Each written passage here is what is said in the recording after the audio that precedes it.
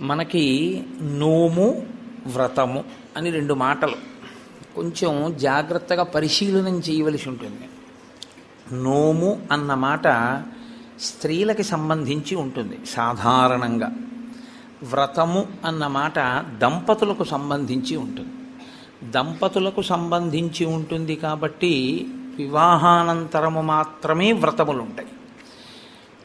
నోములు వివాహపూర్వము ఉంటాయి, వివాహానంతరము ఉంటాయి. వివాహపూర్వము నోము చేసుకునే ముందు దాని ఫలసిద్ధికి చేయవలసినది ఏది అంటే ఆడపిల్ల తల్లిదండ్రులకు నమస్కరించి తండ్రి గారి అనుమతి తీసుకుని నోము చేయాలి. వివాహానంతరము ఆడపిల్ల నోము చేస్తే భర్త గారి పాదములకు నమస్కరించి భర్త అనుమతి తీసుకుని చెయ్యాలి. స్కాంద పురాణంలో దీని మీద ఒక పెద్ద ఆఖ్యానం ఒకటి ఉంది. ఒక వ్యక్తికి ఇద్దరు